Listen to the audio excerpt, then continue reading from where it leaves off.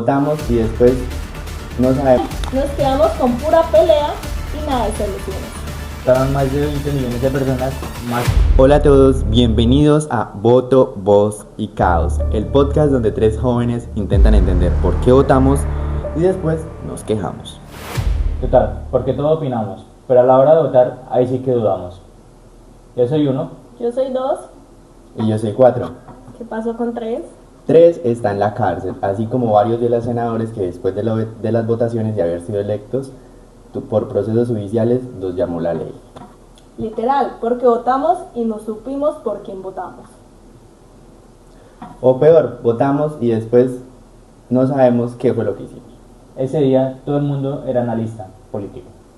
Experto en democracia. Y jurado de votación desde la sala de su casa, en su sofá. Pero bueno, más allá del chiste, sí es importante entender qué pasó. Porque no solo necesitamos saber quién ganó, sino cómo quedó el Congreso. Exacto, así que hoy vamos a hablar de quiénes quedaron, quiénes se quemaron y cómo quedó nuestro nuevo Congreso. Y sobre todo, ¿qué significa esto para nuestro país? Exacto. Así que siéntese, coja su tinto, su agua y pónganos mucha atención porque este análisis es importante porque nosotros los jóvenes debemos saber también de política. Y póngase cómodo, que eso se va a poner bueno. Bueno, empecemos por lo más básico. ¿Qué pasó ese día en cuanto a números, en cuanto a datos? ¿Qué sucedió en la dinámica acá en Colombia? Pues bueno, votaron más de 20 millones de personas, más o menos un 49% de participación. Digamos que salió casi la mitad del país a votar. No es que hubieran salido todos, como se suponía, pero algo es algo, peor es nada. Y eso es importante, sin embargo es necesario que acá todos entendamos que debemos y tenemos un derecho, pero también un deber constitucional y es salir a votar, porque muchas veces nos quejamos de quién elegimos al Congreso, pero no salimos a votar, o sea, estamos en las mismas, estamos cometiendo también un error en nuestra democracia. Entonces, en ese caso, ¿cómo quedó conformado el Congreso? El Congreso quedó de 103 senadores y 183 representantes. Y aquí viene lo que es bueno. El partido más fuerte fue el Pacto Histórico. Tiene una gran suma de curules y ahí va liderando. Ok, en ese caso, pues, para ser exactos, ¿cuántos quedaron y cuántos votos obtuvieron? Pues más o menos 4.4 millones de votos y unas 25 curules. En el Senado, ¿no? Pero en la Cámara obtuvieron más o menos más de 45 curules y eso es importante, pues, para entender la dinámica de cómo se va a ver nuestras nuevas leyes en el Congreso y en ese caso, pues, seguir para lo que se viene para nuestro país. Después viene el Centro Democrático, que quedó con 17 curules. Y los partidos tradicionales como Liberal con 13 curules y Conservador con 10 curules. Y así hay otros partidos con menos curules y esto quiere decir que no hay un control total, nadie tiene el control hasta ahora en el Congreso y eso es importante. Exacto, Congreso totalmente dividido. ¿Esto qué quiere decir? Que el país quedó en el limbo. Exacto. Y aquí es donde se pone interesante qué significa todo esto, cómo analizamos y entendemos como ciudadanos cuál va a ser la dinámica y cómo va a ser todo más adelante. Para mí lo más importante es que el pacto histórico quedó como la fuerza más grande. Sí, se puede decir que quedó como una gran oposición a más de un partido, pero no es que ellos vayan a hacer lo que ellos quieran. Bueno, ¿y acá por qué decimos esto, Meiji? Pues simplemente porque tienen la gran mayoría, sí, se les reconoce, pero les va a tocar de entrar a negociar con los partidos tradicionales y con el partido de derecha, obviamente. Y ahí es donde entran el resto de partidos. Exacto, porque a pesar de que como fuerza política de izquierda hayan tenido bastante votación, no son mayoría dentro del Congreso. Es el partido con mayor votos, pero no son mayorías. Hay partidos que pertenecen a la derecha, como el Centro Democrático, también el Conservador, pero ellos se pueden unir. Y ahí es donde hay como ese tipo, donde ocurren los bloqueos, donde no hay leyes, donde no van a trabajar exactamente, y todos esos otros temas. Sí, se van a dedicar a tumbarle las reformas a los otros partidos solo por llevarse en la contraria. Exacto, y esto pues quiere decir que no estamos en un tono como blanco o negro. Es más bien un gris, todo mezclado. ¿Sí? Y esto nos muestra que el país está dividido políticamente. Pero también puede ser realmente bueno, acá podemos encontrar muchas aristas realmente. Sí, porque obliga al diálogo. Pero, o al caos. Esto va a ser controversial. Exacto, y ahí tendremos que ver más adelante qué sucede. En este momento solo estamos analizando qué sucedió el 8 de marzo del 2026 en las elecciones del Congreso de la República. Hablemos en materia de la dinámica de nuestra experiencia, qué sucedió ese día y cómo sucedió. ¿Era su primera vez votando o no votó, maybe? Bueno, Eri, podemos empezar de que ese 8 de marzo ha marcado un punto. ¿Qué pasó? Yo no fui a votar, no es mi primera vez, no fui a votar porque no hice el cambio de votación. Del punto de votación no pude hacer ese proceso, pero sí estuve muy pendiente. Claro que acá yo estoy haciendo entrevistador porque esta responsabilidad también depende de nosotros los jóvenes. Entonces, Cerquera, ¿qué hiciste? ¿Fuiste a votar? ¿No fuiste a votar? Pues iba a ser como mi primera vez, pero hice el traslado, pero ya fue muy tarde, entonces me quedaron solamente para presidenciales. Ah, jue madre. Bueno, grave error, la verdad. Es que este es un error que también nosotros cometemos, es que al no estar informados no sabemos cuándo ni dónde y muchas veces si seremos o no seremos jueces de votación. Fue mi primera vez votando y fue interesante, tenía mucho miedo, no sabía por quién votar. Bueno, sí iba como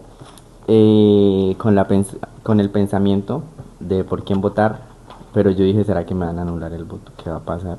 ¿Y cómo vio el lugar de votación? Había mucha gente. Que había harta fila y había bastante gente, sobre todo los adultos mayores. O sea, esas personas madrugan a votar y ellos están comprometidos con la patria. Eh, Muy pocos jóvenes, la verdad casi no vi, pero también porque fui a votar temprano, sin embargo, pues durante todo el día me imagino que la dinámica fue cambiando. Pues es interesante el conteo de votos, porque tú sabes por quién votaste.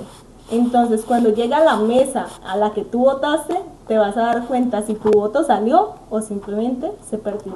Ya hablamos un poco del tema de la votación, pero vamos a ver los beneficios que trae ese documento que te dieron. ¿Sí lo sabes cuáles son? Realmente no. Sí. Hay un porcentaje muy favorable en el pasaporte, cuando lo vas a expedir por primera vez o lo vas a renovar. Ahí te va a bajar un poco el pago. Fuera de eso, los que trabajan, si fueron a votar, les dan mediodía. Pero si fueron jurados de votación, les dan el día entero. Y cambiamos un poco el spot porque a veces es necesario hacer cambios, así como debió suceder en el Congreso, pero realmente elegimos personas que llevan mucho tiempo en el poder y que eso hace que muchas veces se preste para corrupción, para que otras personas no tengan el acceso, para que otras personas que seguramente quieran hacer algo interesante no puedan llegar a las votaciones y hacer algo, llegar al Congreso y hacer algo interesante. Por eso entonces seguimos acá hablando, porque esto nos afecta. En todo, Eric, porque el Congreso es el que aprueba las leyes. No solo leyes, las reformas, las más importantes, a la salud, al trabajo, a las pensiones. Claro, y esto lo que tú dices es muy importante porque hay una división política en el país. Entonces, cuando no hay un consenso, cuando no hay una sinergia entre todos para mejorar el país, pues pasa lo que ha pasado durante años anteriores. Los unos se unen en contra de los otros y inversamente, y lo que hacen es bloquear y desde allá arriba dañarnos a nosotros la calidad de vida, y por eso debemos estar muy pendientes de esta información. O sea que si no hay acuerdos, Se frenan las cosas. exacto. O se demoraron un montón. Porque al no haber, digamos, esa dinámica de amistad, o simplemente por no se entender, o ellos allá en el Senado, no va a haber nada. Claro, y esto es muy interesante, pero también debemos entender que se vienen otras elecciones, que son las presidenciales, y acá también debemos estar bastante interesados y estar muy pendientes, estar informados también por quién vamos a votar. Obviamente, Eri. Y acá es donde viene el quiebre total, lo hemos dicho. Vamos a ver cómo se van a dar las cosas, por lo que estábamos diciendo, la juventud, los adultos mayores Vamos a ver esto que influye, en qué nos afecta y cómo va a estar. Exacto. Y pues acá nos damos cuenta que hay unos partidos más fuertes y otros más que van a tener que aliarse con otros realmente para hacer algo y para tener como ese poder realmente. Y el pacto histórico llega con ventaja. Claro. Sí, se puede decir que sí, pero la derecha sigue viva y dando pelea. Y de las buenas. Claro, porque acá realmente es donde nos damos cuenta quién hace el ridículo a veces en el Senado con esas escenitas que muchas veces nos damos cuenta que suceden por las noticias, pero que realmente a veces son personas que ni hablan con argumentos, que no saben de qué es lo que hablan, que a veces no van ni a trabajar y viven peleando, pero no saben por qué es lo que pelean también.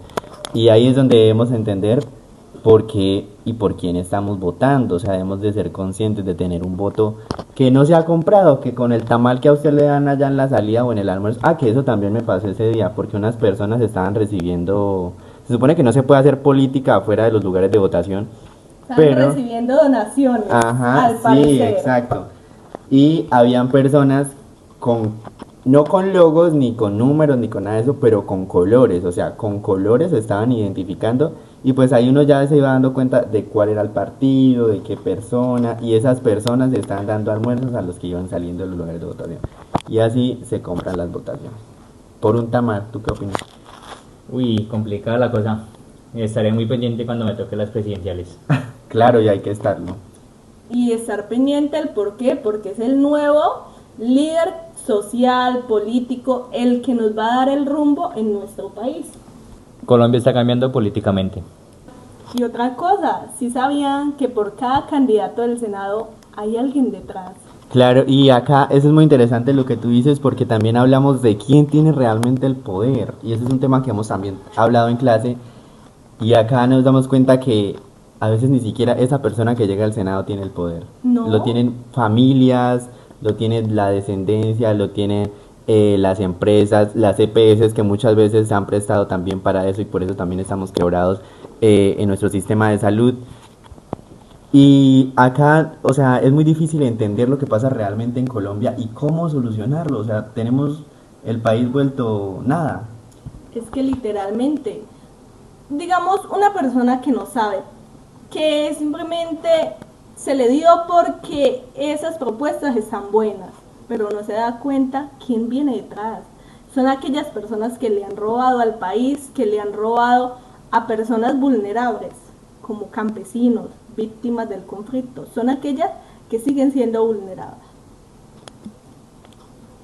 Pero bueno, esto sigue muy dividido.